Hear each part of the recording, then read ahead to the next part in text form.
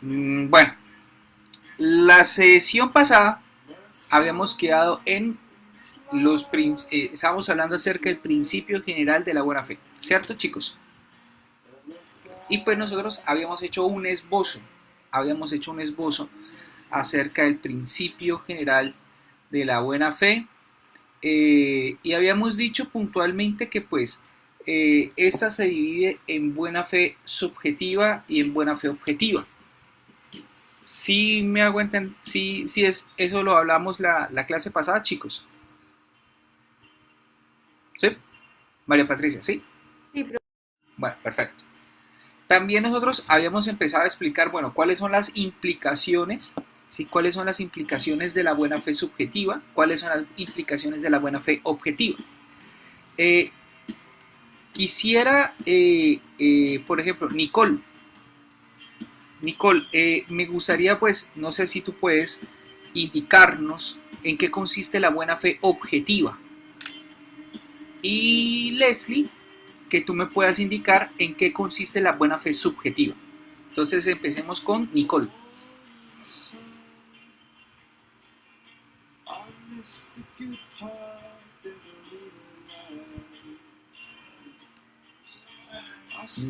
Nicole, no te escucho.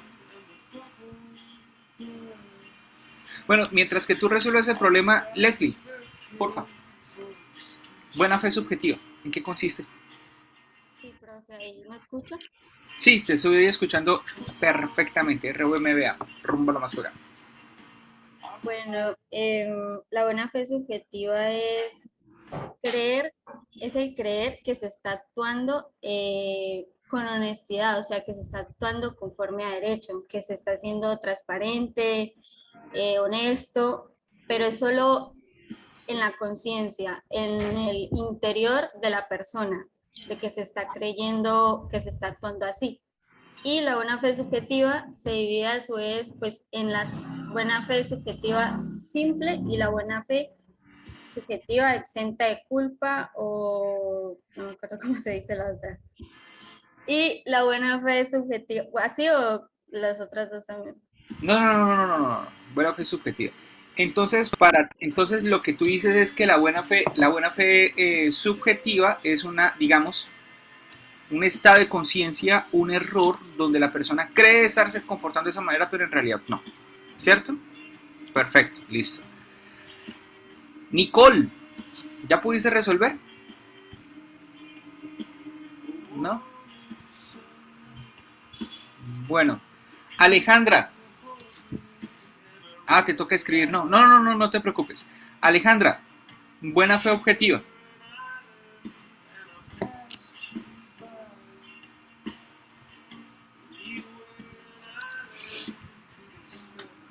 ¿No?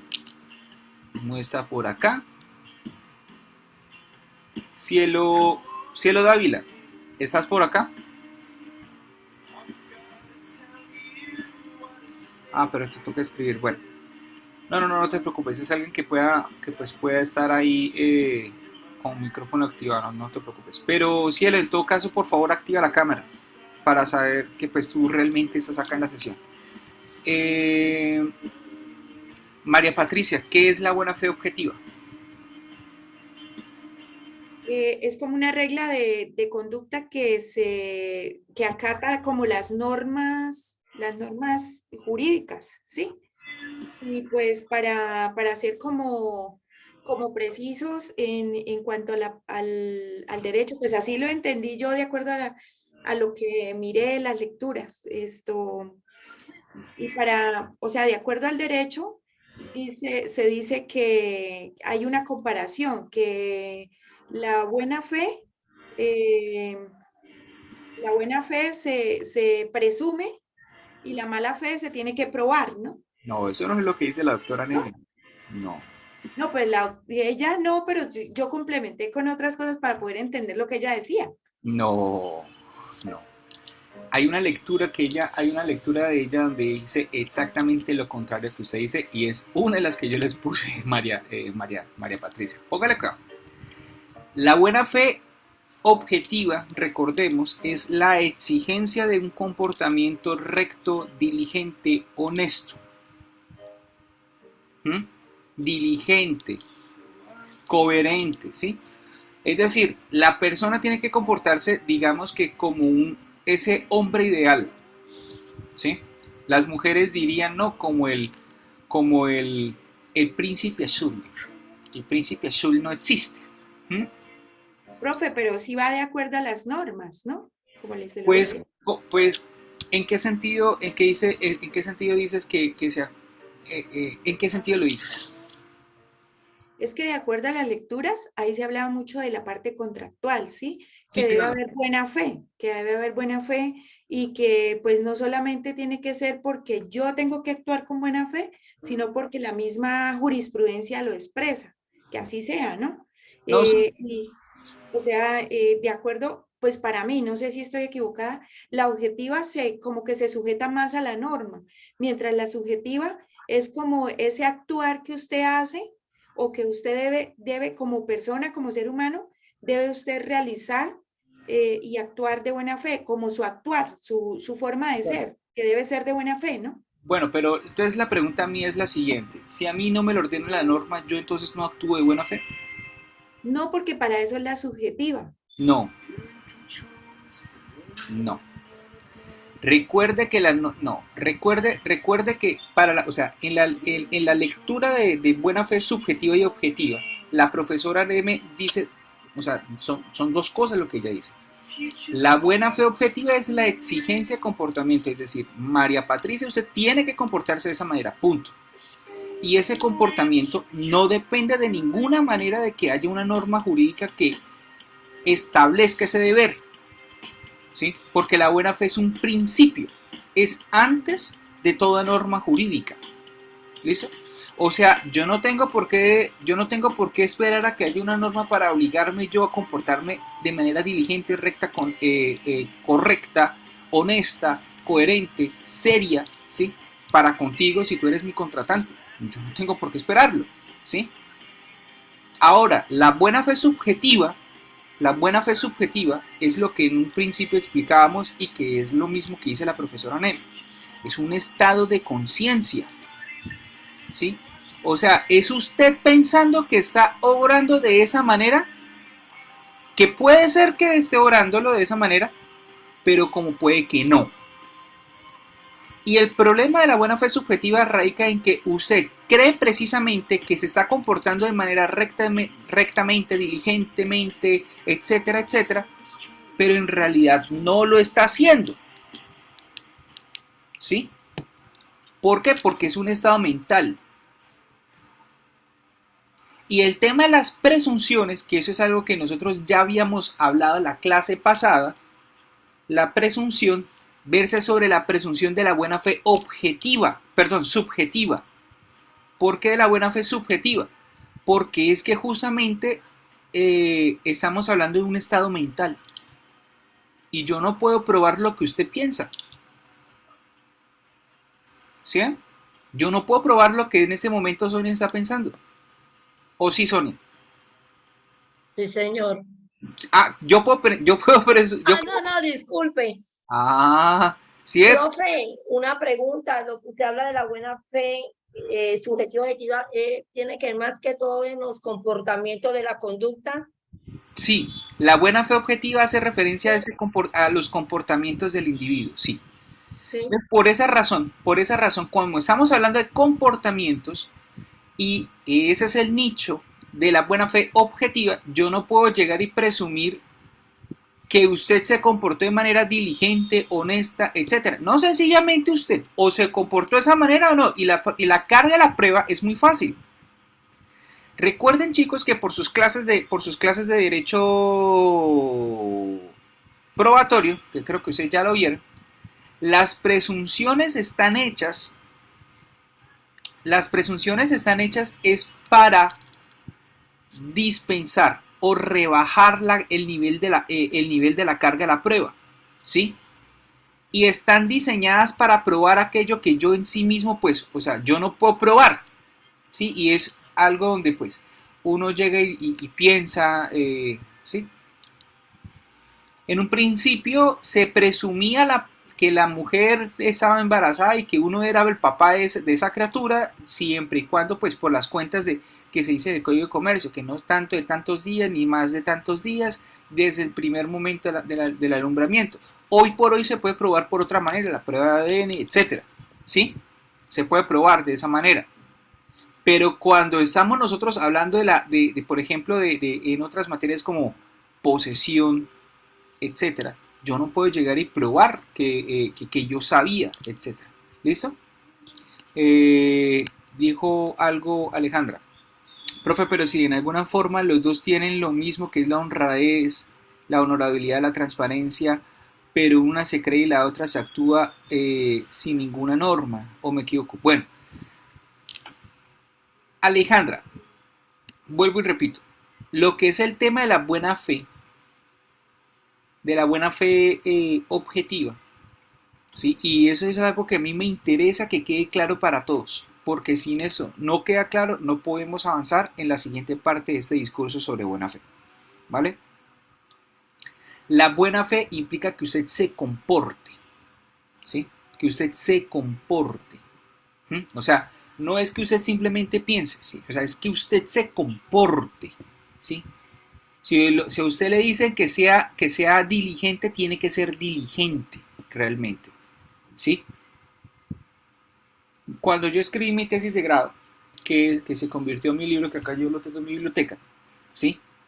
Yo lo que yo ahí escribí para referirme acerca de la buena fe, diciendo, no, es que aquí hay un dilema tipo Shakespeare, haciendo referencia al tema de Hamlet, ¿sí? A ese monólogo de Hamlet, que él con su calavera él decía, ser o no ser, ese es el dilema, ¿sí?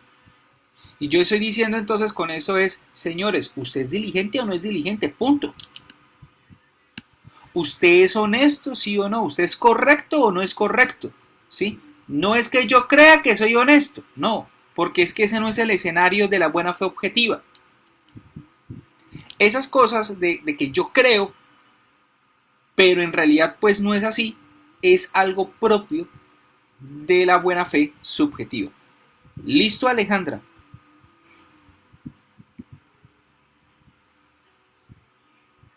Listo. Leslie, habías levantado la mano.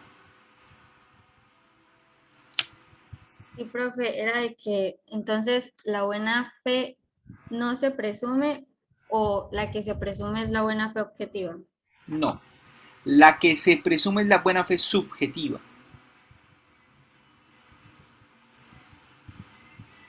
¿Listo? Pero entonces, ¿uno cómo hace para probar algo que no se ve, o sea, que está en la conciencia? Yo como... Pues por eso mismo. Para eso está la presunción. Para eso está la presunción. A ver, vuelvo y repito. Como yo, Lucas Grande Jiménez, yo tengo en el escenario de la buena fe objetiva. Ojo, ¿listo? En la buena fe objetiva. Como yo en el marco de un contrato, yo sé que tengo que entregar informes, etcétera, etcétera, etcétera, etcétera. Si yo entrego informes, eso significa que yo estoy actuando de manera diligente. ¿Sí? Yo puedo entrar y presumir que esta persona fue diligente porque presentó los informes. No, yo no tengo por qué presumir eso. Sencillamente, ¿presentó los informes, sí o no? Sí, sí los presentó. ¿Cuándo los presentó? ¿Cómo los presentó? Ah, bueno. El solo informe lo dice todo. ¿Sí?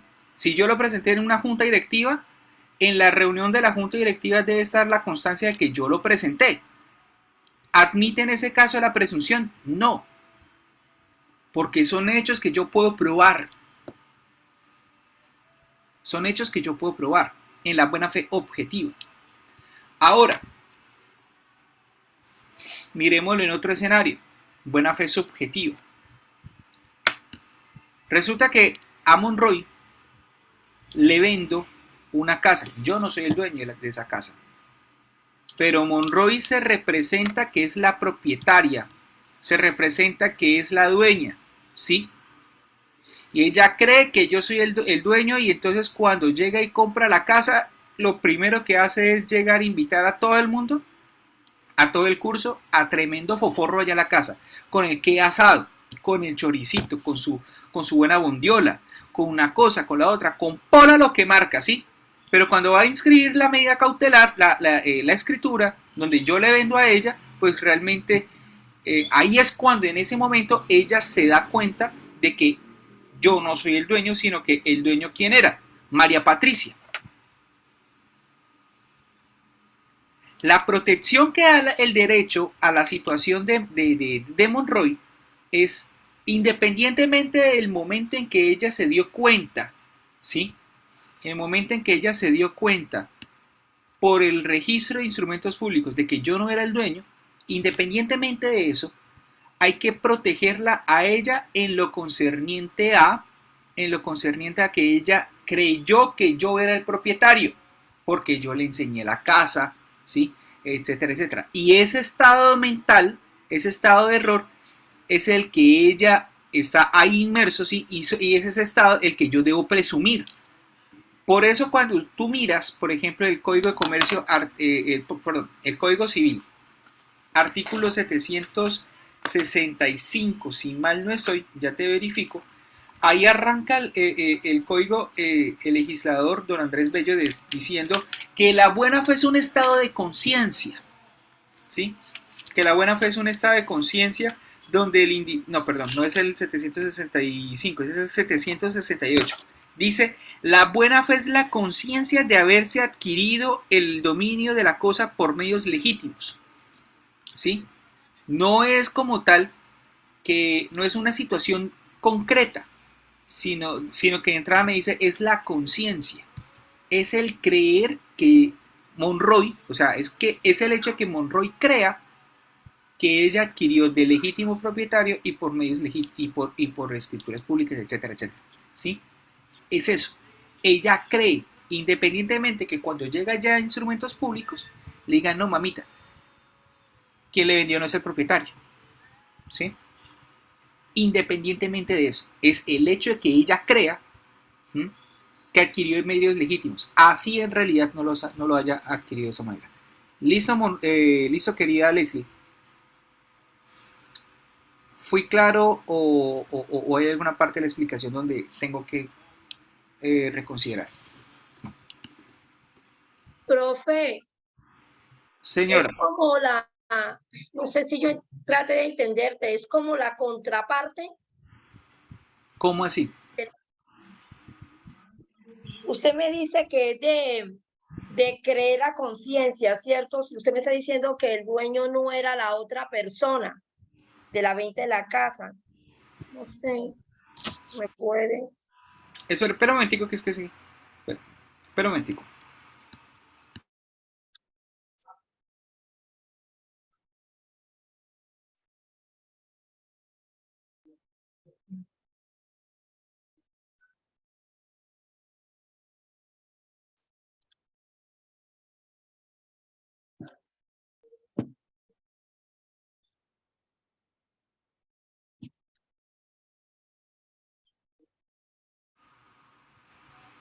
Bueno, les decía, repita una vez más, por favor, porque no le Pues entendí muy bien.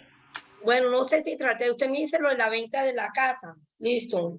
Entonces yo entendí que pensaba que era la contraparte de la otra persona, porque es que la casa no era de la persona de Monroy, no sé, más o menos ahí es que es la que no entendí yo. No, no, no, no, no, no, no, Ahí me confunden, no, no, no, no, no, no, mire, la buena fe subjetiva es, sí.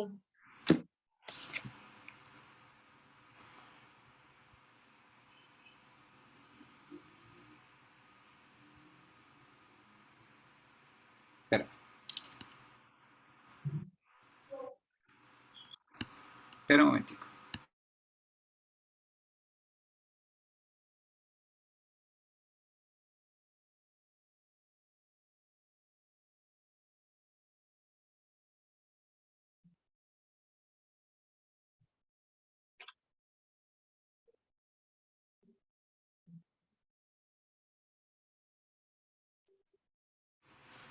Bueno, listo. Les repito el ejemplo antes de darle la palabra a María Patricia para poder avanzar. La buena fe subjetiva es, volvamos aquí en este caso, la buena fe subjetiva, ¿no? Aclaro. Monroy me va a comprar una casa y ella cree que yo soy el propietario sin serlo. En realidad yo no soy el propietario. ¿Quién es el propietario? María Patricia. ¿Sí? Una persona objetivamente, una persona, o sea, dirigente, etcétera, pues llega y dice, no, pues, o sea, yo le compro es al propietario. Yo no le compro a quien no es el propietario. Pero María Patricia, Monroy lo que hace es llegar y pues cree ella que yo soy el propietario. Y ella por esa razón a mí me compra. En lugar de comprarle a quién? A María Patricia. ¿Sí? Ese estado de conciencia,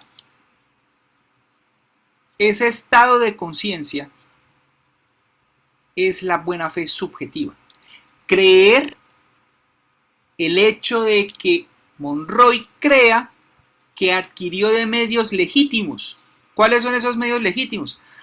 Sencillo, que ella haya adquirido de su propietario, pero en realidad no lo adquirió de su propietario, lo adquirió de un tercero, ¿sí? Los medios legítimos en este caso vendría siendo que ella haya adquirido de María Patricia. Esa es la buena fe, una ejemplificación.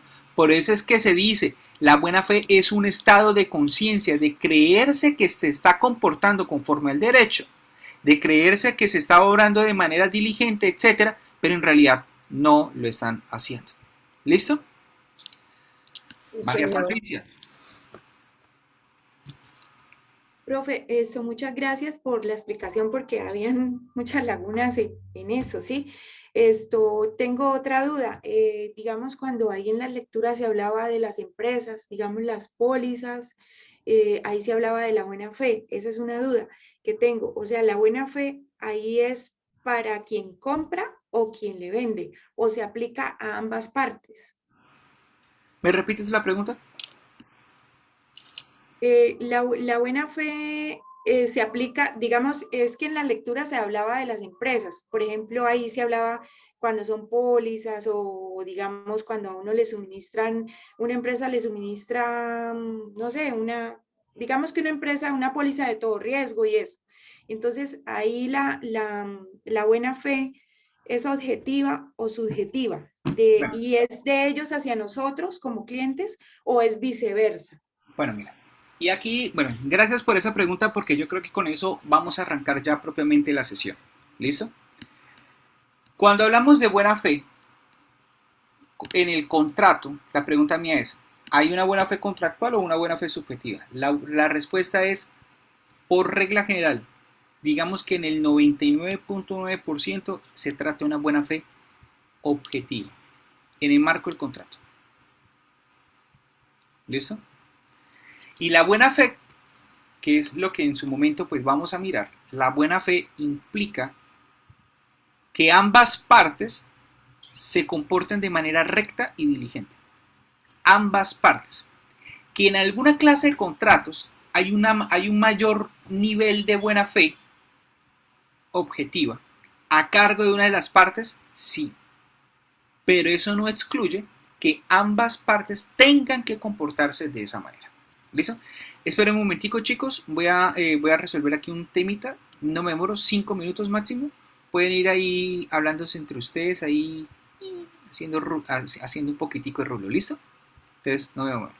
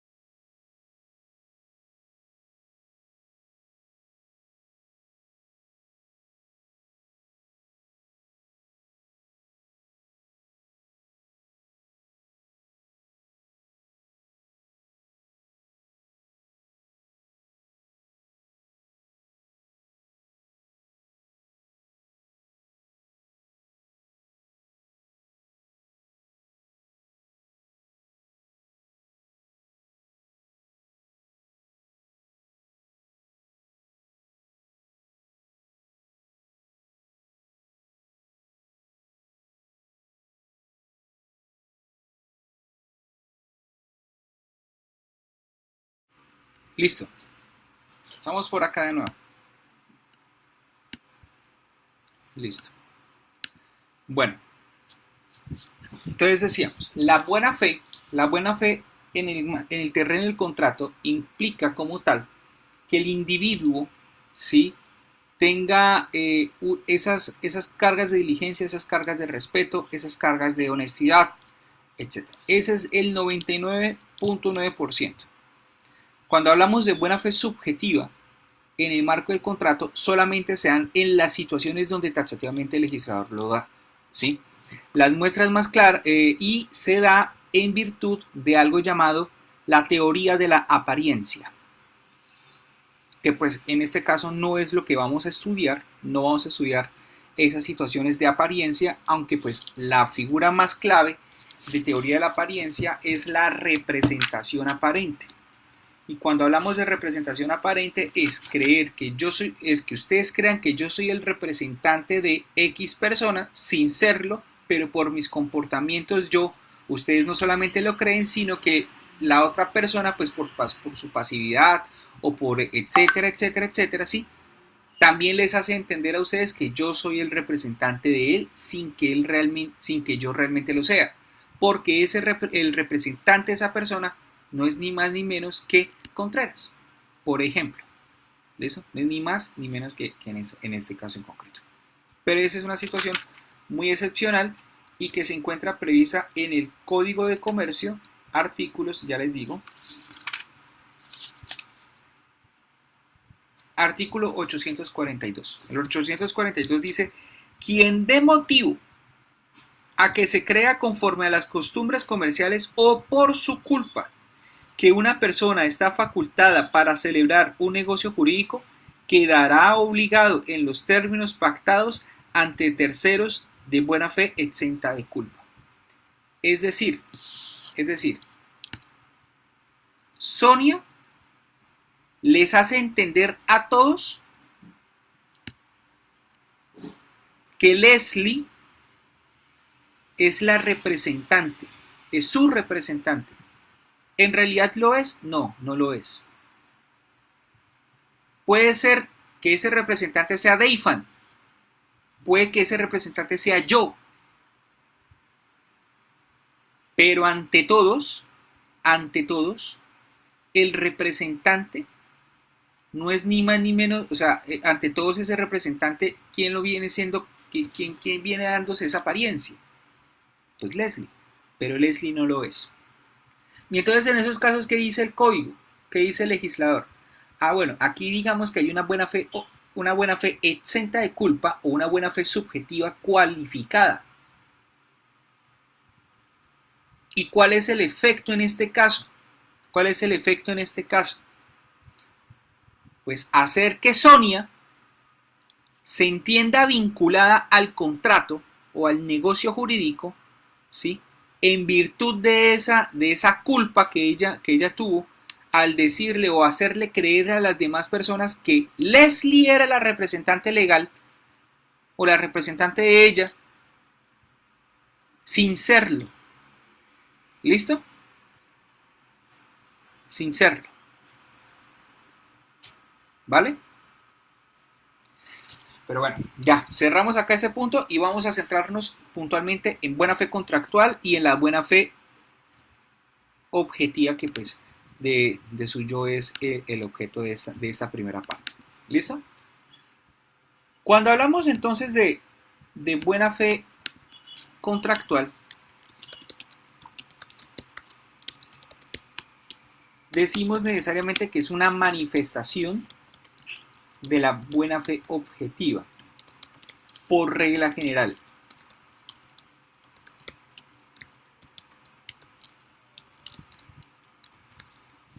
En principio, prima facie.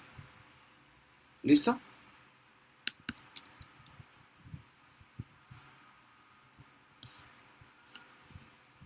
Es prima facie. A primera vista, a primerazo, decimos, o sea, la buena fe contractual es una buena fe objetiva, que ya les estaba explicando, que es casi que en el 99.9% de las situaciones en el comercio jurídico. ¿Cuáles son en principio las normas aplicables o para entender la buena fe contractual? Primero, Código Civil, artículo 1603, Código de Comercio, artículos 863 y 871, ¿sí? Y que pues en otros escenarios, pues de una u otra manera, bueno, eso es en principio, para no entrar como tal a mirar las otras normatividades. ¿Listo? Cuando ustedes leen el 1603 del Código Civil, nos dice, los contratos deberán ser ejecutados de buena fe. Y por consiguiente, no solamente obligan a lo que la naturaleza, a lo expresamente pactado entre las partes, sino a lo que corresponde a la naturaleza de la obligación y a lo que por ley le resulta inherente a ese contrato o a esa obligación. ¿Listo? Entonces, mire cómo es el papel de la buena fe. La buena fe no solamente es que usted tenga que cumplir con lo que dice el contrato, sino que si en el contrato ustedes guardan silencio frente a algo que pues por naturaleza le corresponde a esa obligación, a ese contrato,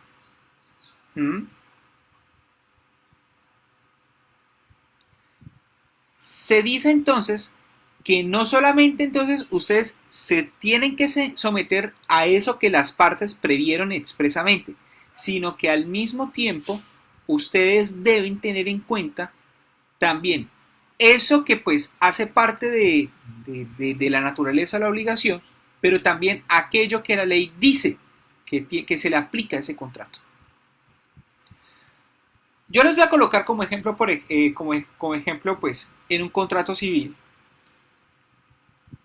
que por ejemplo ustedes estén pactando una compraventa y en el marco de esa compraventa, por ejemplo, no se diga nada acerca de los vicios redivitorios. Los vicios redivitorios no son aquellos vicios sobre la cosa que se vende, ¿sí? Pero son vicios que trastocan el buen funcionamiento de la cosa misma. ¿Sí? Que no, ojo, que esto no es lo mismo que la garantía en materia de derecho de consumo, ¿sí? Sino que, por ejemplo, estamos hablando de una compraventa de un vehículo y resulta que el vehículo lleva un desperfecto. Y ese desperfecto era, por ejemplo, que el motor no estaba en buen funcionamiento. No tenía X o Y defecto. O mejor dicho, coloquemos el ejemplo conforme a un caso de la jurisprudencia en Colombia. Yo soy bucetero, voy y compro una buceta en un concesionario, una buceta nueva en ese concesionario, y la buceta decía, no, la buceta va con frenos de aire, ¿sí? Freno de aire. Y resulta que cuando empiezo a ver, la buceta empieza a fallarme, etcétera, etcétera, etcétera, etcétera, etcétera. Y resulta que yo objetivamente, o sea, yo soy bucetero, no tengo por qué saber nada de mecánica. Así la gente piensa eso, porque es que el mecánico es mecánico, ¿sí?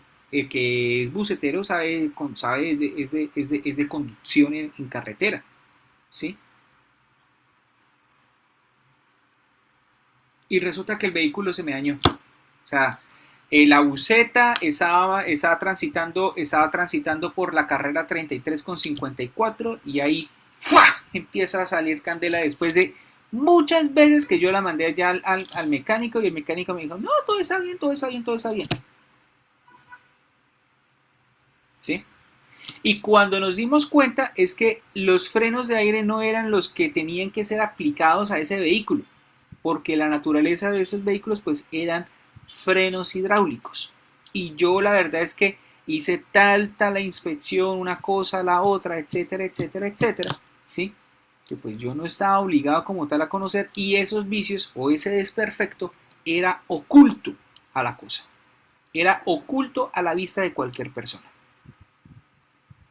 Esos son los vicios redivitorios.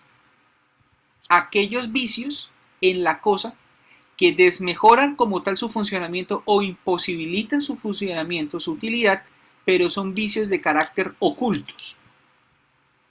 ¿Listo?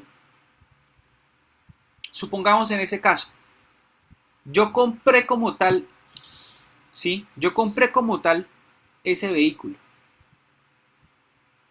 Y en el contrato no dijimos de ninguna manera nada, nada es nada, frente al hecho de que si el vehículo tiene vicios redimitorios, me los tiene que pagar, me los tiene que asumir. No lo dijimos. La pregunta mía es, conforme a lo que dice el 1603 del Código Civil, esa persona sencillamente se puede excusar diciendo, no, es que nosotros no lo pactamos. La respuesta es no. La respuesta es no. ¿Por qué? Porque los vicios, el saneamiento de los vicios redimitorios hacen parte del contrato de compraventa. Y además de eso, se encuentra previsto en la ley que se entiende incorporado al contrato de compraventa. Así yo no diga nada. Esa es la explicación. No solamente se obligan a lo expreso en el contrato, sino a lo que por naturaleza de la obligación le corresponde y aquello que la ley dice que le corresponde a esa obligación. ¿Listo? Pero entonces ese es el alcance de la buena fe. La buena fe integra el contrato. Ese es el papel de la buena fe integradora. ¿Sí? Porque también hay un papel de la buena fe interpretativa. ¿Sí? Pero ese no es el momento de hablar de la buena fe interpretativa. Sin embargo, aquí lo que nos llama la atención es que el acatar la buena fe en materia civil se da desde el momento de la ejecución del contrato. ¿Por qué se da desde el momento de la ejecución del contrato? Porque porque la lógica del contrato en ese momento decía, Leslie y yo nos ponemos de acuerdo y ya existe el contrato y ya empezamos a ejecutarlo. O sea, se concebía que el contrato se formaba en un único momento. Esa es la razón de ser. El contrato se formaba en un único momento y por tanto la buena fe se predica desde el momento de la ejecución del contrato. Que pues como es en un único momento, entonces se dice el contrato es de ejecución instantánea. Entonces casi que coetáneamente ejecución, formación van en un mismo momento y a partir de allí es que empieza a predicarse la buena fe. ¿Sí me hago entender? Por favor, si me dicen no, díganmelo para poder entonces retomar y hacerme mucho más entendible porque la idea es que ustedes entiendan. Leslie, ¿todo en orden? ¿Segura? Listo. Patti. Profe, ¿ahí se le aplicaría la garantía o no tiene nada que ver? No, es que la garantía es un asunto que se analiza cuando tú estás en un contrato de compraventa, pero que se caracteriza por ser un contrato de consumidor. Por eso yo en un principio yo les dije, aquí no hablemos como tal de la garantía porque la garantía es de los contratos de consumidor, es decir, de esos contratos que están sujetos a la ley 1480 de 2011, el Estatuto del Consumidor. Y ya que estamos aquí en regla, hablando de eso, la ley 1480 de 2011 me dice, es contrato de adhesión o tiene la condición de consumidor toda aquella persona, jurídica o natural, que pues compre un bien, ¿sí? Para el consumo propio, ¿sí? Y pues en el caso pues dice, siempre y cuando pues ese consumo no esté relacionado con el ejercicio de una actividad comercial. ¿Listo?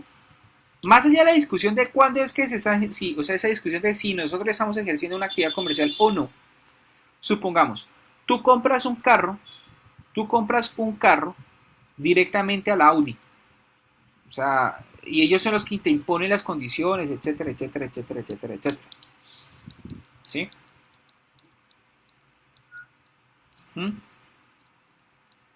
Y te pasa algo al carro, listo. Tú vas y ejerces la garantía que es que, bueno, ellos respondan por todas aquellas circunstancias que pues hacen que el bien sea desmejorado. ¿Que guarda algo de parecido con los vicios redditorios? Sí, pero es que el vicio reditorio tiene una connotación muy especial y es que son los vicios ocultos, o sea, son vicios ocultos. La garantía puede ser cualquier otra cosa que pueda afectar el bien. ¿Listo? Y así como los vicios ocultos, o sea, y estamos en un contrato de consumo, yo no necesariamente tengo por qué estar excusándome en que, es que en el contrato nosotros no dijimos absolutamente nada frente a la garantía, entonces por lo mismo y tanto, entonces yo no me obligo a la garantía. No, la naturaleza del contrato, pero no de la clase de contrato, sino por la desigualdad de la relación contractual. Y además de que la ley misma dice que eso es un contrato de consumidor, por esas solas razones uno dice, bueno, para esa clase de operaciones le corresponde la garantía. Tanto es así que cuando ustedes miran la ley, esa ley les dice, ustedes no pueden renunciar a la garantía, porque la garantía es un derecho del consumidor, es un derecho natural del consumidor. Justamente porque por esa garantía es que ese consumidor se puede defender frente a la parte fuerte que es en este caso la concesionaria Audi. O no tanto Audi. Digamos que Jaguar, para hacer memoria del muchacho que se mató en horas de ayer, en medio de sus locuras. Yo no sé si ustedes vieron esa noticia. ¿No? Hay que ver noticias de que un muchacho llegó y se mató allá aquí en Bucaramanga. En tremendo Jaguar, pero iban en tremenda borrachera con dos chicas casi que cuerpo desnudo. O sea, uno puede decir el típico traqueto aquí en Bucaramanga. Pero si yo digo que es traqueto, pues madre, pues hasta me pueden estar dando piso. Entonces como que mejor me callo y sigo ahí. Pero bueno. El tema de garantías lo podemos discutir más adelante. ¿Listo? Para que su merced no tenga ningún inconveniente. ¿Listo? Profe, una pregunta. Señora.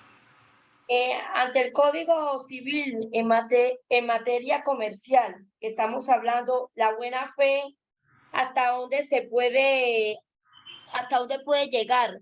Bueno, ponga de acuerdo. Ojo, y aquí hago la aclaración. Apenas hemos hablado de la parte civil. Apenas hemos hablado de la parte civil, no de la parte comercial. Ya vamos para la parte comercial, ¿sí? Perdón, profe. No, tranquila. Entonces, retomamos.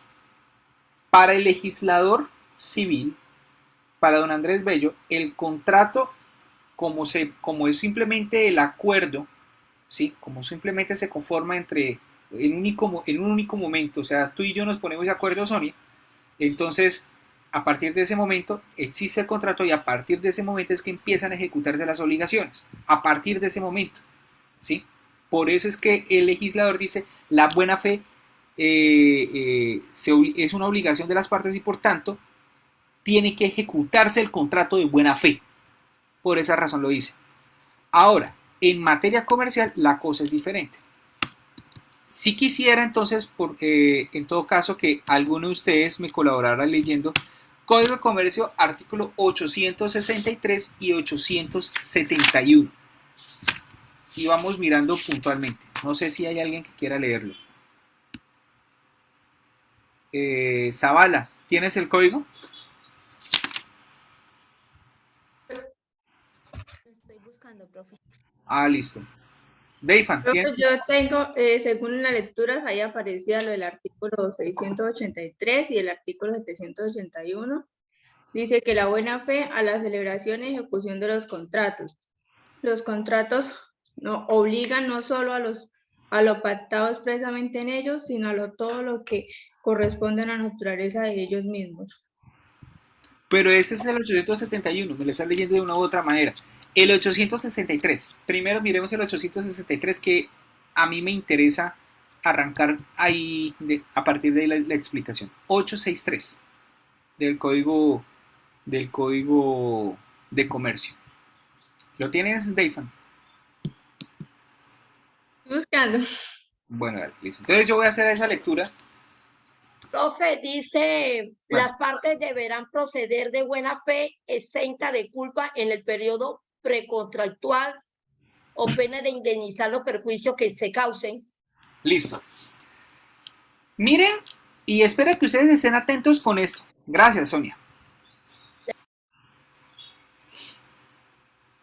Estamos hablando de que en materia contractual, ¿sí? En materia contractual, yo debo comportarme de manera recta y diligente, etcétera. Es decir, conforme a la buena fe objetiva, ¿sí? Pero en el 863 me dice, no, es que usted tiene que comportarse de buena fe exenta de culpa. Y alguien ahí, pues bueno, Leslie ya tiene en su cabeza buena fe exenta de culpa, es decir, buena fe subjetiva cualificada, ¿cierto, Leslie? Bueno, y entonces en ese sentido uno diría, no, bueno, entonces aquí la buena fe que en materia precontractual se me está diciendo es una buena fe subjetiva. La respuesta es no, chicos. ¿Por qué no? Porque eso obedece a que, bueno, ustedes saben que en Colombia el que le encanta, o sea, en Colombia la gente es muy dada a hacer copia y pegue, ¿sí? A hacer copias baratas y mal hechas de cosas que vienen funcionando muy bien, ¿sí? Y esto para decirle que ese 863, la inclusión de la buena fe exenta de culpa, es eso. Un error que hace que ese 863 sea la copia barata de otra legislación que sí previó la buena fe objetiva. Verán, la inspiración del Código de Comercio es el Codice Civile italiano, ¿sí? Es decir, es italiana esa forma, esa inspiración del legislador mercantil, ¿sí? Y en Italia también se habla precisamente de la etapa precontractual, que ya en un momento pues vamos a explicar y vamos a ver cómo es que se manifiesta la buena fe. ¿Vale? Pero cuando estábamos en el momento de llegar y crear el Código de Comercio nació en una época donde había posibilidad de que el presidente de la República, por vía de facultades extraordinarias, pudiese crear códigos. Hoy en la Constitución del 91, los códigos solamente pueden ser expedidos por vía de ley. Es decir, no se le puede delegar ya al presidente de la República eso. ¿Vale? Entonces el presidente de la República lo que hizo fue conformar una comisión asesora para la creación del Código de Comercio. Y estaban ahí digamos que las pléyades del derecho comercial en esa época, que sí, digamos que eran muy buenos tratadistas en ese momento. Pero yo no sé a quién fue el que se le ocurrió llegar y colocar buena fe exenta de culpa en ese proyecto de artículo 863. Cuando en el Código italiano no se decía nada de eso, porque para los italianos era muy claro que en la etapa precontractual, ¿sí? En la etapa precontractual opera es la buena fe contractual, una buena fe objetiva, perdón, ¿sí? Para el legislador italiano, pues eso fue lo que pasó. Eso es muy claro para allá. Acá en Colombia, pues hubo alguien que llegó y metió esa clausulita, y entonces cuando uno llega y lee eso, pues entonces uno llega y dice, no, pues madre, aquí buena fe subjetiva cualificada. Y no es así. Es una equivocación. ¿Vale? Es una equivocación. Tanto así que así lo reconoce la doctrina, así lo reconoce la jurisprudencia, ¿sí? Así lo reconoce la jurisprudencia de la Corte Suprema de Justicia.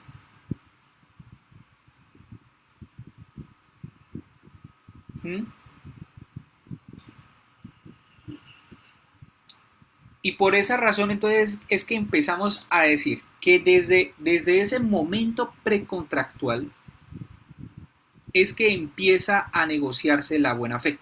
es que empieza a predicarse esa observancia de la buena fe, perdón, desde el momento precontractual. Pero la pregunta es, ¿qué es ese periodo precontractual? El periodo precontractual hace referencia, o sea, entonces, a diferencia de cómo en el Código Civil se concibe la formación del contrato, ¿sí? Que es en un único momento donde tú y yo nos ponemos de acuerdo, ¡ah! Salió del contrato, por arte de magia. En materia precontractual, o para la visión del legislador, es totalmente diferente. ¿Por qué? Porque no se conforma en un único momento. No se conforma en un único momento. O sea, dependiendo de la operación, ¿sí? Puede ser más larga, más delicada, más compleja o más simple. El escenario por excelencia, para conformarse el contrato a la luz del legislador mercantil, la formación del contrato se da es a partir de que haya una oferta y que se acepte esa oferta. Cuando hay oferta y cuando se acepta esa oferta, a partir de ese momento hay contrato, que son dos momentos diferentes, ¿sí? Y entonces digamos que esa oferta y esa aceptación, o sea, se vuelvan cada vez más complicadas. Hay operaciones mercantiles que son mucho más delicadas, ¿sí? Entonces, empezando por eso, la diferencia en cómo es que se empieza el tema de cómo es que se llega al contrato es totalmente diferente, desde el punto de vista de la formación del contrato. En materia civil es mucho más sencillo, o sea, nos ponemos de acuerdo y ya. En materia comercial no es así. Y es por eso que en materia comercial decimos que en la etapa precontractual, los que a futuro piensan contratar, simplemente lo que hacen en esa etapa es negociar. O sea, estamos negociando el contrato. La etapa precontractual, por lo tanto, significa es el momento donde se están negociando todos los elementos del contrato. Donde la pregunta es, ¿yo me obligo a contratar con Contreras? La respuesta es no. Yo no me obligo, o sea, porque es que yo en cualquier momento me puedo parar de la mesa, ¿sí? Porque en esa etapa precontractual, salvo que yo haya empleado instrumentos que me obliguen a, pues por regla general, o sea, yo me puedo levantar libremente de la mesa, ¿sí? El punto es que en el marco de esa negociación, y sabiendo que pues yo me puedo levantar libremente de esa mesa, hay unas consideraciones que se deben tener en cuenta. Y es que cuando yo estoy negociando con mi contraparte, yo tengo unos deberes de comportamiento. ¿Sí? Y esos deberes de comportamiento no es más ni menos que la buena fe objetiva. ¿Cuáles son esos deberes de comportamiento? Bueno, que yo debo ser diligente, coherencia, debo ser coherente, debo ser leal, ¿sí? Debo guardar el secreto o la confidencialidad.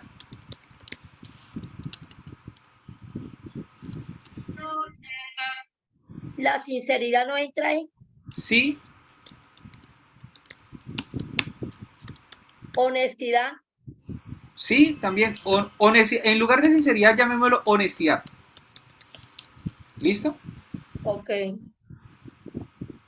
También hay una carga de información.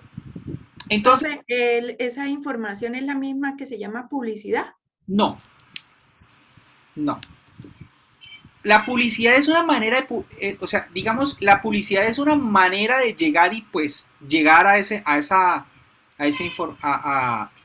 al contrato, pero no es como tal.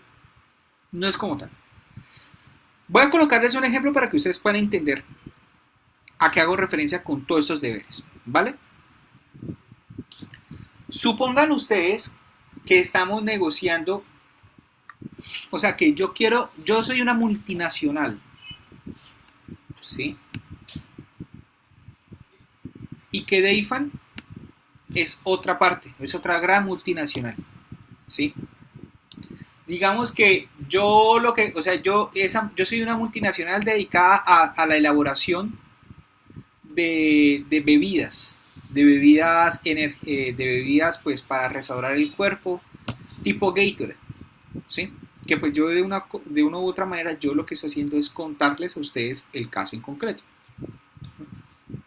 Yo soy Gatorade, o el que elabora lo de Gatorade. Y pues yo soy una multinacional y resulta que Deifan es Quaker, la multinacional Quaker, de los de la avena Quaker, ¿sí? Entonces resulta que Quaker tiene rango de acción muy fuerte en Australia, en todo lo que es la parte del hemisferio oriental de la Tierra, pero especialmente en Australia, etcétera. Y pues yo le digo a Deifan, es que estoy interesado en meter mi producto allá, pero yo no tengo la capacidad. Y entonces Deifan dice, claro, con mucho gusto. Claro, con mucho gusto. Entonces entramos a negociar. Y cuando negociamos yo le digo, mira, mi producto es este. Le doy como tal mi fórmula. ¿Sí? Es el deber de información. Yo tengo que informar, bueno, qué es lo que quiero hacer, etcétera, etcétera, etcétera, etcétera. Pero como es mi fórmula y es mi fórmula secreta, entonces yo le digo a Deifan, usted calle la jeta. Perdona la expresión, o sea, calle la jeta en caso tal de que nosotros no contratemos. En palabras elegantes. O sea, porque estamos aquí con el Winnie Popo todo burdo, luego vamos al Winnie Popo muy elegante y dice, no, usted guarde silencio, no lo vaya a divulgar. ¿Sí? Ahora miremoslo en el Winnie Popo Lord. ¿Sí? En caso tal de que las partes no lleguen a un acuerdo, Quaker se abstendrá de utilizar la información compartida para propósitos propios, ¿sí? Sino que tendrá que abstenerse de, y en lo posible de eliminar toda esa información, ¿sí? Listo. Para poder compartir esa información yo tuve que haber sido diligente o para poder llegar a ese contrato nosotros tuvimos que realizar ciertas pruebas, ciertos estudios, ciertas circunstancias que pues a mí me permitan decir que la alianza que yo voy a celebrar con Deifan es una alianza buena en términos patrimoniales. ¿Sí? Me parece. Y en todo caso, pues yo no puedo llegar y estar un día que sí, que no, que nunca me quisiste, maraca la cachifa, maraca la cachafa. ¿Sí? No siempre yo debo decir, listo, yo llego y quiero estar con usted, quiero llegar a ese contrato con usted, etcétera, etcétera, etcétera, etcétera, etcétera. ¿Listo? Si en el escenario ideal nosotros podemos decir, listo, Deifan, todo es ideal, todo es perfecto, llegamos al contrato. ¿Listo? Negociamos el contrato de buena fe. Y cuando negociamos el contrato de buena fe significa que yo tengo que haber acatado todos esos deberes. Tuve que haber sido leal, tuve que haber sido diligente, practicando pruebas, realizando estudios, yendo a reuniones, una cosa, la otra, guardando el secreto, guardando la confidencialidad, siendo siempre honesto, transparente, dando la información como tal, oportuna, completa de caso ser, ¿sí? En caso tal, para que mi contraparte pueda decir, venga, me parece perfecto como tal el tema, ¿sí? Ese es el punto. Ahora, el caso real. Resulta que Deifan y yo nunca celebramos el acuerdo. Nunca lo celebramos. Nunca, pero nunca. O sea, sí, nosotros nos hablamos y tales y tal, por cuáles, y ajá. Nunca celebramos el contrato. Pero resulta que en Australia, o coincidencia, que es la tierra donde tiene su asidero la compañera Deifan, apareció un producto que utiliza mi misma fórmula.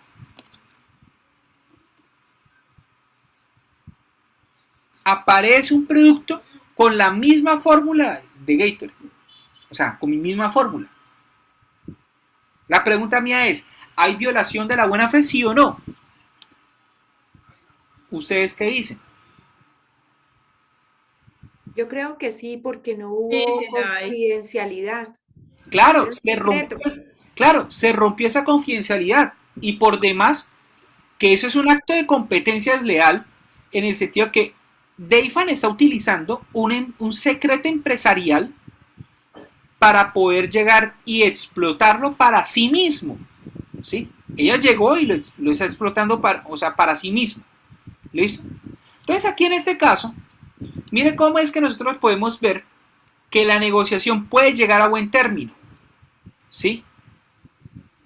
O puede no llegar a buen término. Pero el punto es, estos deberes siguen siendo vigentes.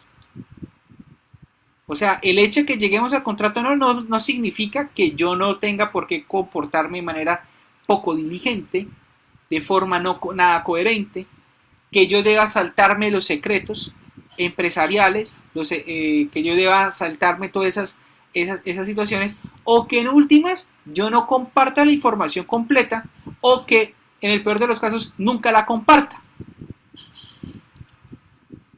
La buena fe en materia precontractual, cuando yo estoy negociando, tiene ese alcance. Y si yo, Lucas Grande Jiménez, no estoy negociando de esa manera, hay la posibilidad de que si se causan perjuicios, ¿sí? Si se causan perjuicios, espera un momento.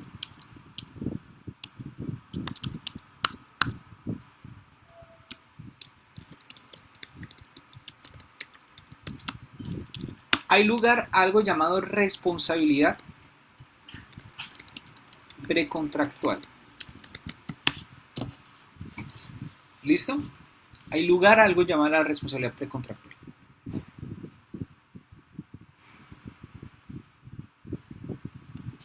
Que en el marco de esos deberes de negociar, yo debo tener muchísimo cuidado en que yo estoy generando algo llamado confianza.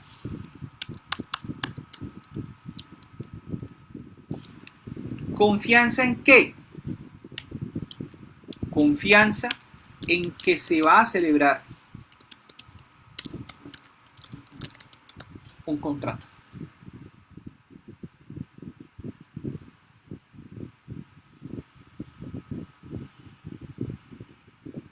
¿Listo?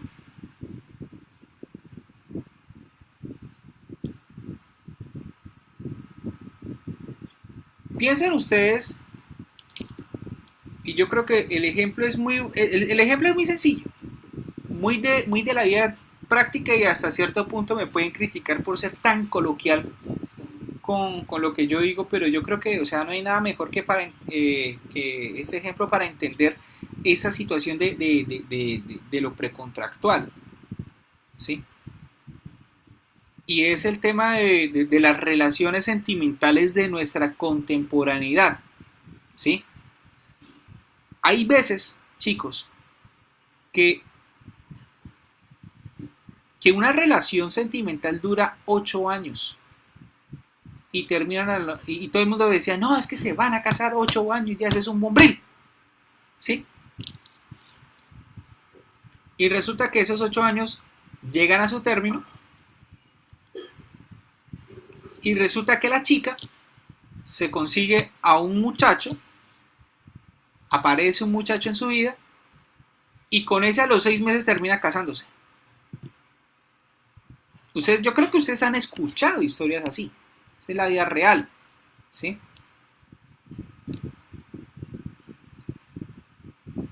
El tema de la confianza hace referencia a eso. No es tanto en el marco de esa relación sentimental. El tiempo es lo que me permita generar esa situación de que yo sí me voy a casar con esa chica, sino es cuál es la calidad o qué tan de buena calidad es eso que yo estoy negociando, estoy viviendo con ella. qué tanta, o sea, si yo estoy viviendo algo, o sea, casi que 5 lenguajes del amor, ¿sí? Eso suena muy psicología barata, pero bueno, es la verdad, ¿sí? Si la trato bien, si le doy a ella un buen tiempo, si le doy a ella un buen espacio, ¿sí? Si tenemos tiempo de calidad, si tenemos esos detalles de pareja, una cosa, la otra, pues obviamente entre los dos se va a generar una confianza de que sí vamos a estar por muy buen tiempo y que vamos a llegar a un siguiente estadio que no es el más deseado en la actualidad. Algo así ocurre con el tema de la negociación. Yo puedo estar negociando un contrato por 1 año, 2 años, 3 años, pero puede ser que la calidad de esas negociaciones no sean las mejores. Así como esa persona que está 8 años en una relación, pero es una relación de mierda.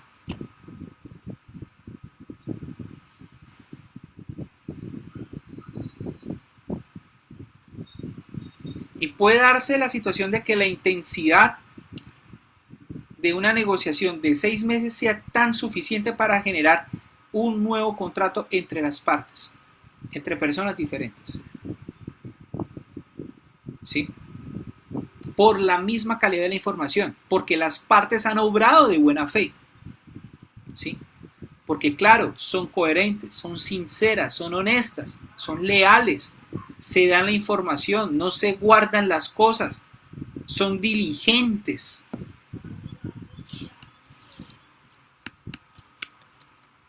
¿Sí?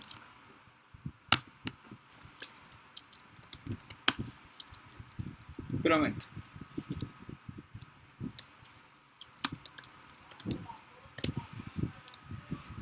¿Sí? Son diligentes.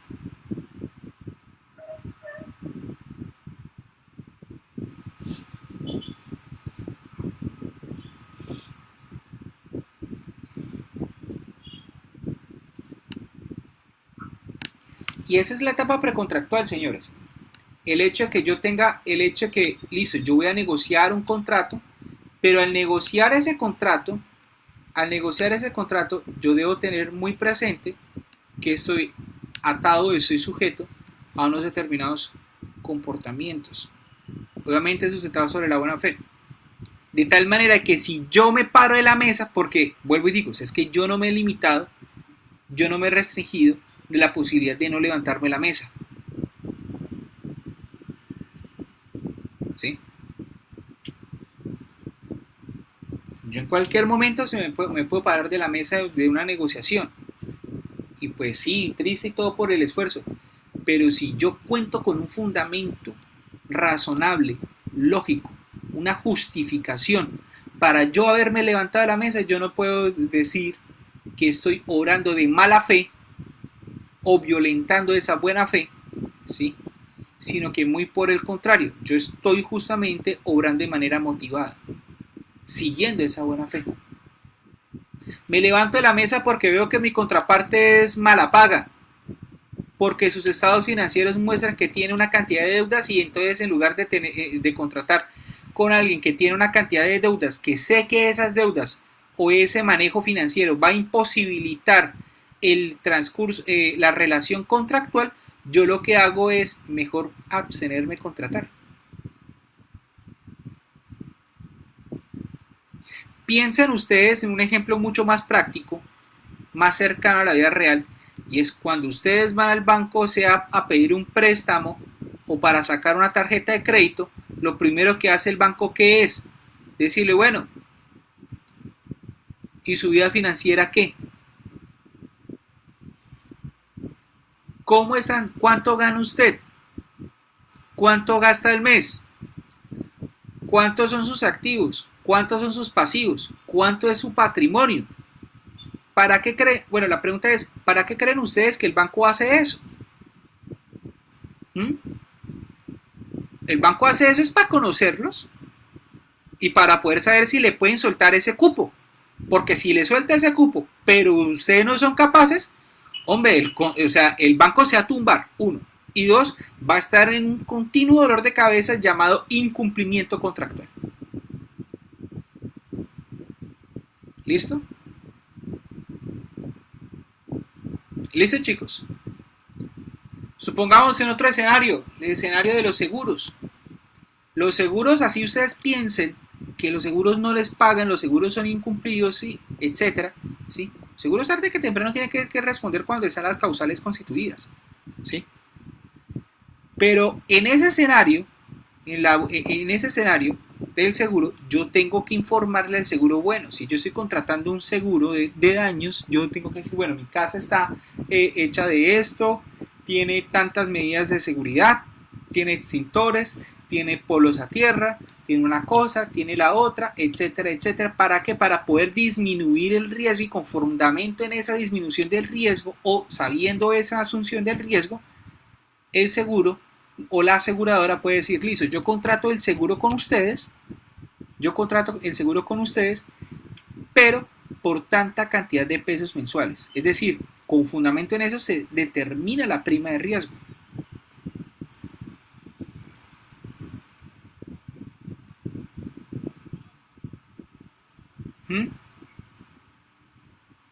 Yo puedo decir, el asegurador puede decir, listo, usted que va a contratar conmigo un seguro de personas que tiene viruela del mono, salió del COVID, con todo respeto, usted que tiene VIH-Sida, que tiene una cosa a la otra, yo no contrato con usted porque realmente a mí no me resulta lucrativo, y menos sabiendo que usted tiene 6 meses de vida, que solamente le faltan esos 6 meses de vida. Puede que eso suene un argumento un poco inconstitucional frente a unas sentencias de la Corte Constitucional donde dice, no, es que ustedes llegaron y excluyeron como tal a una persona que tenía VIH-Sida por el solo hecho de tener VIH-Sida, y entonces por esa razón ustedes no le pagan como tal el seguro o no contrata con el seguro. Pues lo cierto es que la lógica de contrato al seguro es totalmente diferente y es muchas veces ajena a los temas constitucionales. Pero bueno, ese no es el punto.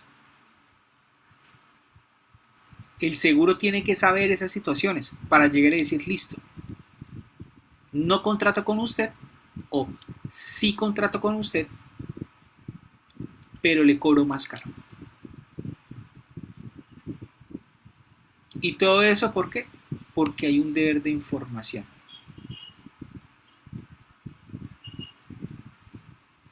Entonces, justamente hablando del seguro, y en gracia a una pregunta que hizo la compañera Patricia, vemos cómo acá en el seguro, si se puede decir, en el seguro hay una carga mucho más alta del principio de buena fe. Tanto así que se conoce en materia de seguros, no se conoce la buena fe como buena fe, sino como la ubérrima buena fe. Ojo, no es la uribérrima buena fe. Ni piensen en la finca del expresidente, perdón. ¿Sí? Hablamos de una buena fe mucho más exigente. Y esa buena fe que es mucho más exigente tiene un alcance en que, por ejemplo, si yo, Lucas Grande Jiménez, le guardo información, me reservo información y no se la comparto a la aseguradora, el contrato de seguro puede ser declarado nulo. Se acaba el contrato de seguro por la nulidad. ¿Por qué? Porque yo fui reticente. Tanto así es el tema de la nulidad de que por eso vuelvo y digo, con fundamento en esa información, la aseguradora puede decir, yo contrato con usted por X precio, mucho más alto del habitual, o sencillamente yo nunca contrato con usted. Si yo, por ejemplo, tengo un carro y yo contraté el SOAT, yo tengo que informarle a la aseguradora que yo trasladé el carro, que en este caso yo trasladé el riesgo a otra persona. Yo vendí mi carro a otra persona. Yo tengo que decirle, mire, le vendí mi carro a Deifan. ¿Para qué? Para que el seguro siga cubriendo la misma situación. Porque donde yo, Lucas Grande Jiménez, no informe esa novedad al seguro y en caso tal ocurra el siniestro, DEIFA no va a poderle reclamar al seguro, venga, por favor págueme. No, es que el contrato de seguro se termina en ese momento, en el momento en que yo no hay, o sea, se traspasó el riesgo y de paso yo no informé. Entonces, mire que de paso yo les estoy dando consejos a ustedes para la vida práctica, cuando tengan carro o moto. Siempre que ustedes vayan a hacer un traspaso, una compraventa, ¿sí?, de uno de esos vehículos, siempre ustedes deben informar al SOAT o al seguro que ustedes hayan contratado. Siempre. Porque si no, ese seguro se les acaba. Ojo con eso. ¿Listo? Preguntas hasta el momento, ¿no? No, señor. ¿Seguros? Seguro. Bueno. Pero eso es solamente apenas sobre la etapa precontractual. Y cuando miramos el 871 del Código de Comercio, nos dice, el contrato se debe celebrar y ejecutar de buena fe.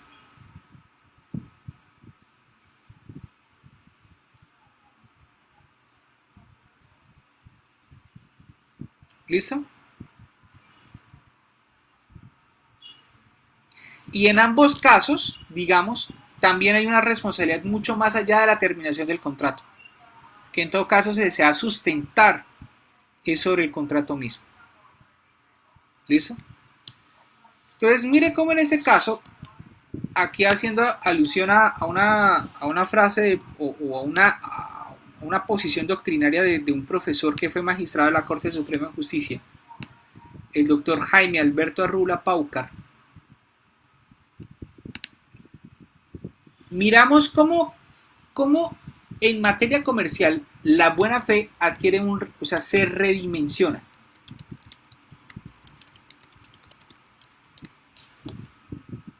Se redimensiona. ¿Por qué les digo esto?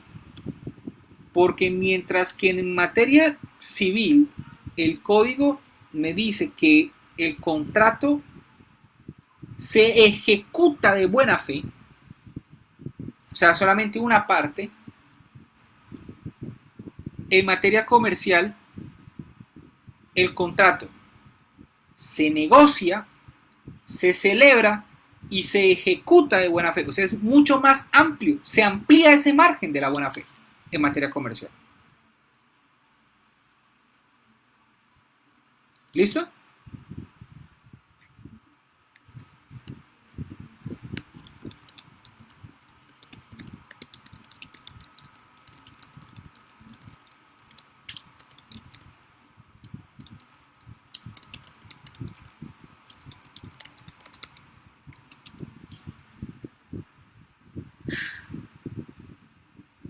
¿Listo? Ya nosotros hablamos cómo es el tema de la ejecución del contrato de buena fe. No solamente a lo que yo me comprometí de manera expresa, sino a lo que pertenece a la naturaleza del contrato. A lo que es de su naturaleza.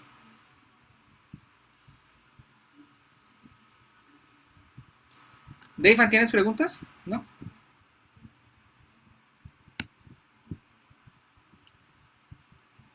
Nicole, ¿tienes preguntas? Karen, ¿tienes preguntas? ¿No? Listo. Señorita Monroy, ¿tienes preguntas? ¿Todo en orden? Y Alejandra, ¿tienes preguntas? Bueno, me responderá. Cielo, ¿tienes preguntas? ¿No? ¿O sí? Todo en orden.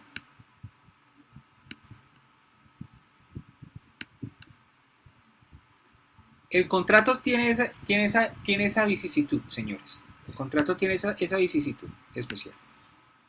Se negocia de buena fe, se celebra de buena fe y se ejecuta de buena fe. Y cuando se concluye el contrato también hay unos deberes de buena fe. Por ejemplo, supongamos que volvemos al ejemplo mismo. Finalmente, Dayfan y yo, es decir, Gatorade y Quaker, finalmente celebraron el acuerdo. Y por X y razones de la vida, Dayfan y yo terminamos ese contrato, ese acuerdo. El hecho de la terminación de ese acuerdo no significa que Dayfan esté legitimada para utilizar mi secreto profesional. Así de simple.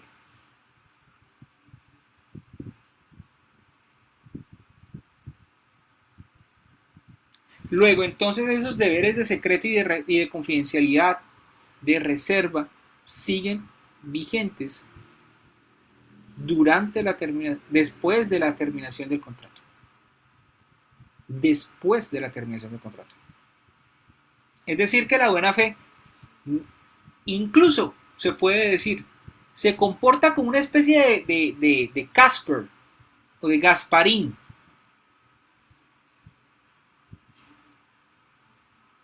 Porque todavía obliga, porque todavía persigue a las partes frente a aquellas circunstancias que son del resorte de la actividad empresarial o que son del resorte como tal de la actividad contractual. ¿Listo, señores? Ya para lo último, debemos tener en consideración lo siguiente, porque también yo entiendo que ustedes tienen hambre. ¿Quién no tiene hambre a esta hora? ¿Cierto? Ya veo que Dayfan tiene cara de hambre. Entonces, ajá. Entonces, si la cara de Dayfan muestra mucho, es decir, de que todo el mundo tiene hambre, que está trozándose el hambre, y la verdad es que yo también me estoy trozando el hambre. ¿Sí? Entonces, ya de manera muy, muy específica vamos a cerrar aquí esta parte. Y es lo siguiente. La buena fe contractual no es la única manera como se materializa la buena fe objetiva. ¿Sí? Que para el caso en concreto sí es la más importante, porque es lo que vamos a estar estudiando a lo largo y ancho de esta asignatura. Pero en materia de buena fe objetiva, y aquí voy a borrar todo esto, en materia de buena fe objetiva,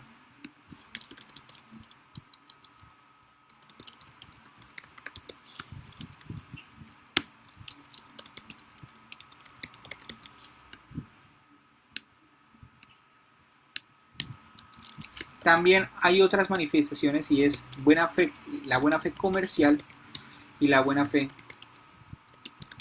en materia societaria.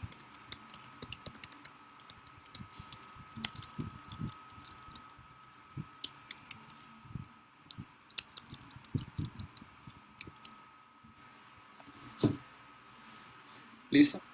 La buena fe contractual ya la hemos visto. Exige a las partes que se comporten de manera recta, diligente, ¿sí?, en el marco del contrato. Que no solamente se obliguen a lo expresamente previsto en el contrato, sino a lo que corresponde a la naturaleza. Cuando nosotros estemos negociando el contrato, pues lo mismo. ¿Listo, señores?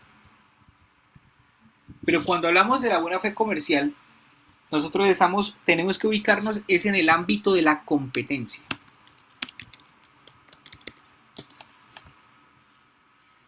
Yo soy empresario y el empresario, con todo respeto, o sea, yo soy religioso no, yo creo en Dios y todas esas cosas, pero yo soy consciente que como yo soy empresario, o sea, yo no vivo de la caridad, ni vivo tampoco de la providencia divina. ¿Mm? Y eso pues para que no digo eso para que ojalá pues no me malinterpreten, ¿no?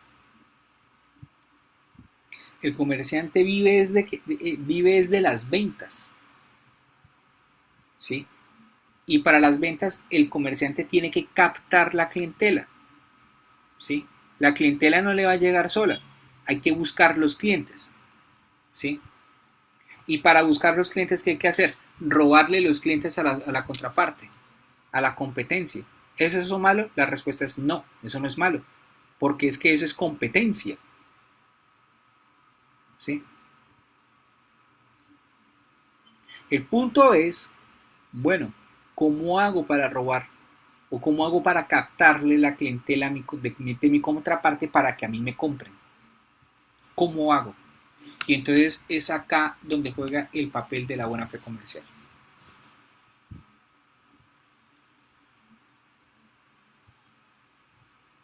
Es decir, que cuando yo vaya a captar la clientela de mi contraparte para que a mí me compren, yo no puedo hacer esa captación de clientela de manera desleal. No puedo hacer esa captación de los clientes de manera, o sea, no informándoles a las demás personas. No informándoles a las demás personas realmente en qué consiste mi producto.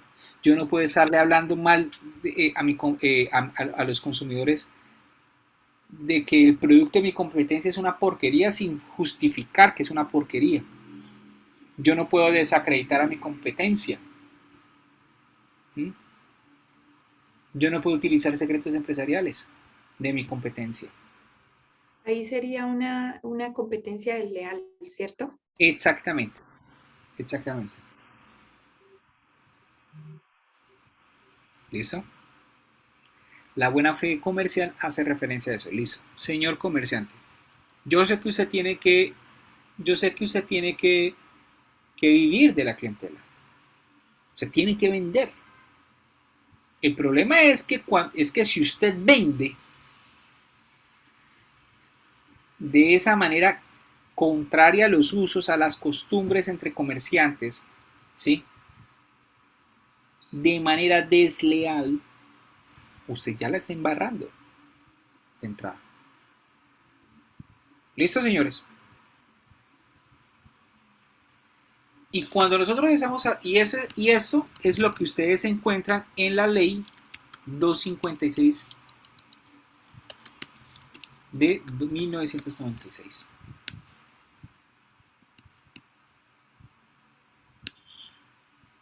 ¿Listo?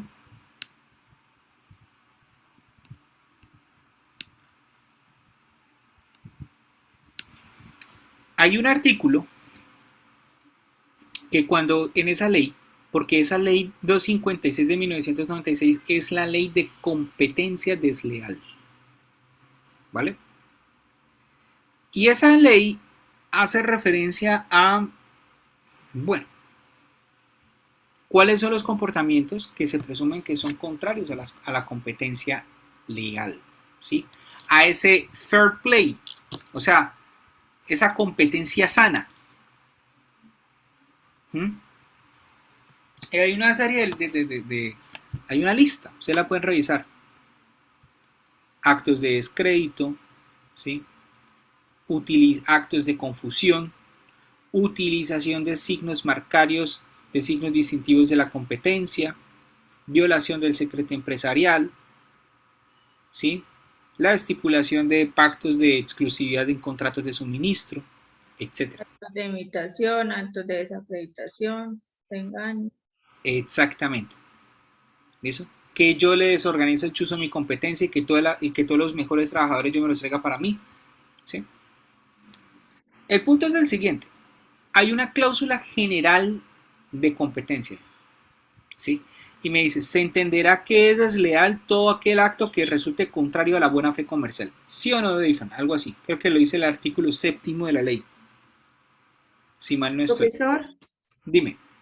ahí en la competencia desleal, digamos, existe la figura, ejemplo, que digamos un mayorista, un distribuidor que tenga de pronto la patente o la firma de ese producto, también tenga o sea, otras personas que le venden o venden el producto y pueda hacerle competencia a los otros, pues es el mismo producto, pero puede hacerle, o sea, haya una desventaja en el sentido de que quiere acaparar y que el otro, el minorista, no pueda obtener la ganancia por eso.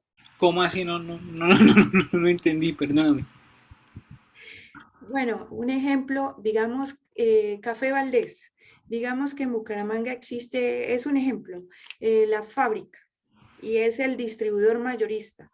Pero resulta que cerca, o cercano, digamos en los barrios donde hay cafeterías, ellos están vendiendo Café Valdés, ¿sí? Y digamos que Café Valdés le está haciendo contrapeso y está poniéndole más vendedores de Café Valdés, digamos en el barrio, digamos en Provenza, había una sola venta. Entonces, Café Valdés puso 3 ventas más, ¿sí?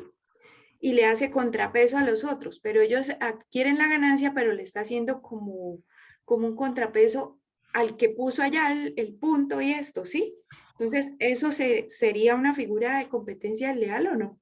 Pues como tal, yo no veo ahí como tal ese tema de competencia desleal, sino es más bien como es un tema básicamente es un tema contractual. ¿Por qué le digo eso? Porque es que en el ejemplo, o sea, me dice que se proteja a quien tenga ánimo concurrencial ánimo concurrencial frente al mercado o que pertenezca al mercado, listo, vale. Pero es que resulta que si yo estoy vendiendo el producto Café Valdés es porque yo tengo que tener algún contrato con Café Valdés. O sea, yo debo tener un contrato con Café Valdés. Y en esos contratos generalmente pues se puede decir, listo, yo puedo vender esto, otro, sí. Profesor, pero es que mirándolo desde el punto de vista, Café Valdés no pierde nada porque Café Valdés le va a llegar la ganancia ya sea del uno, del Sí, otro, claro, del otro. yo te Pero entiendo. digamos, el minorista de pronto sí se va a ver perjudicado porque él tenía esa zona para él y resulta que Café Valdés no le bastó con la venta de él, sino que fue y le puso 2 más. Ese es un ejemplo de Café Valdés, pero pueden haber otras figuras, ¿no? Sí, pero yo lo veo más como una especie de incumplimiento contractual, justamente porque se trata de un contrato de distribución.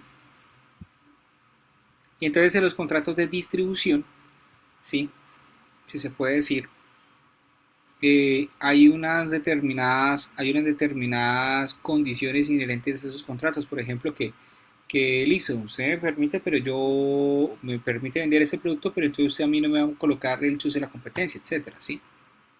O también habría que mirar, bueno, qué clase de contrato es el que tiene ese minorista, ¿sí?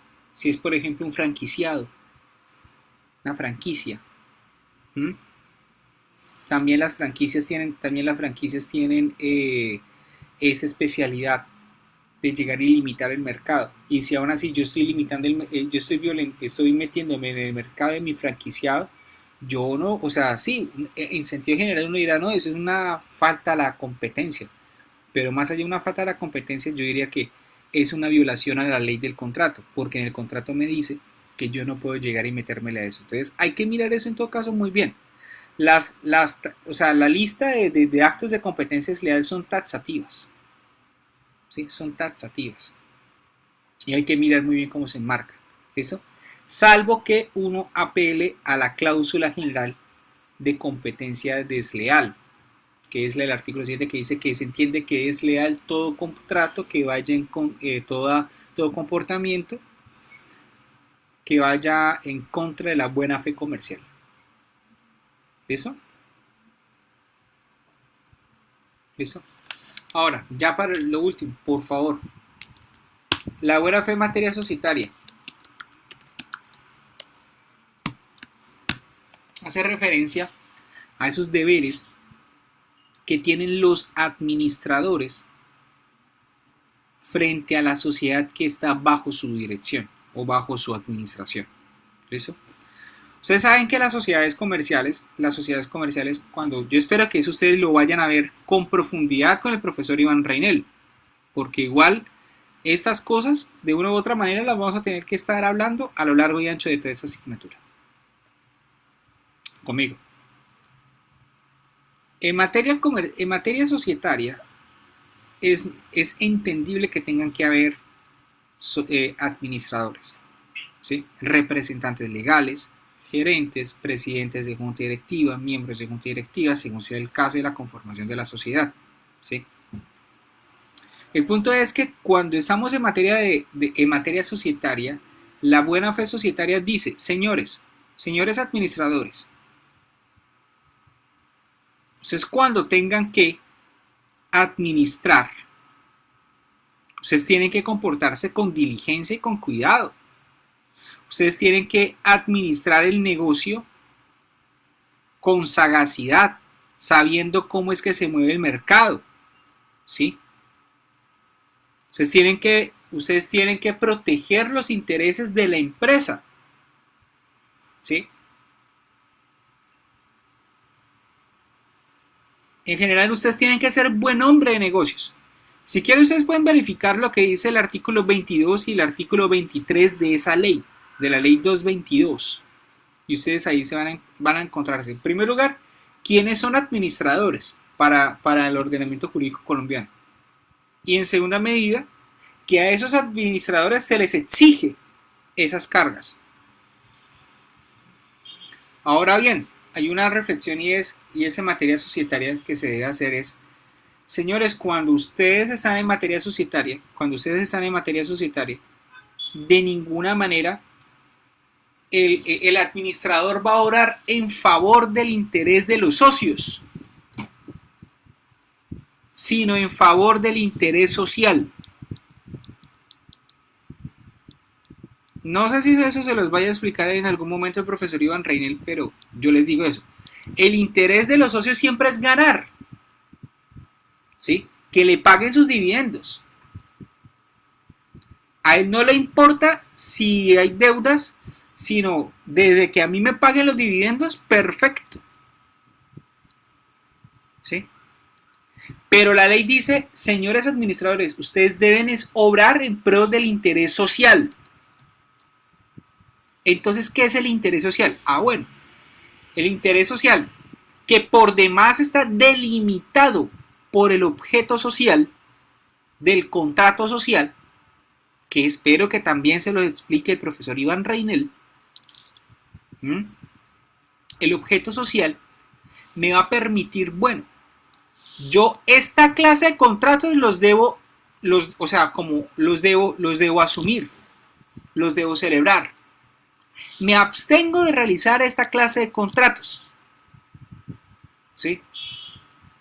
Al mismo tiempo, yo debo estar pendiente de estarle pagando a los proveedores, de estarle pagando a los deudores, de estar al día con las responsabilidades, etcétera, etcétera, ¿sí?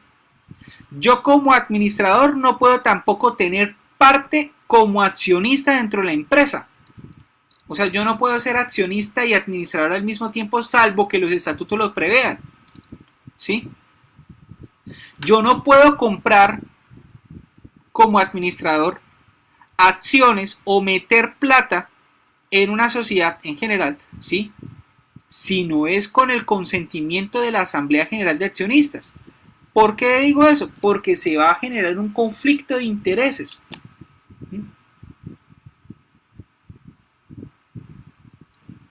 Profesor, Sí, con el profesor Iván hemos visto las clases de sociedades, ¿no?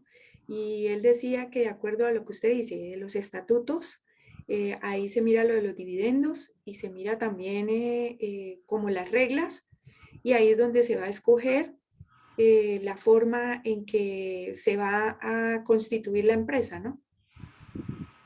Bueno, sí, claro, pero, o sea, eso que dices está bien, pero el tema de la administración va mucho más allá de eso, ¿sí?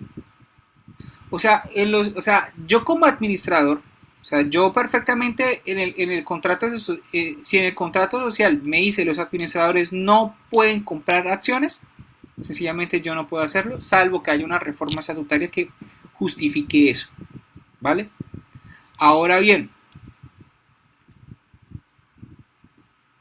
yo como administrador, por ejemplo, yo qué es lo que tengo que, o sea, si se meten miembros de mi familia como administrador, ¿yo cómo hago para contratar con ellos?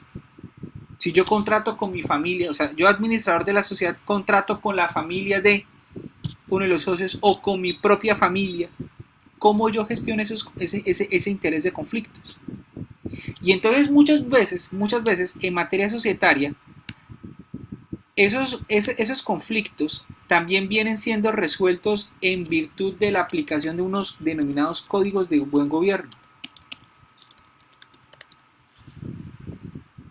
donde a mí me dicen, listo, señor administrador, usted puede hacer esto otro, usted no puede hacer esto, usted no puede hacer esto otro. Pero esos códigos de buen gobierno, en últimas, lo que hacen es desarrollar ese mandato de la Ley 222 de 1995, artículo 23.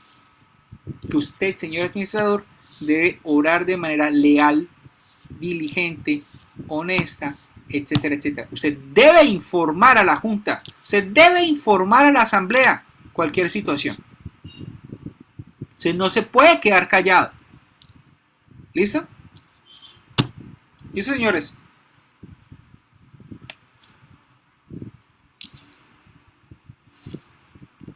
¿Dudas hasta el momento?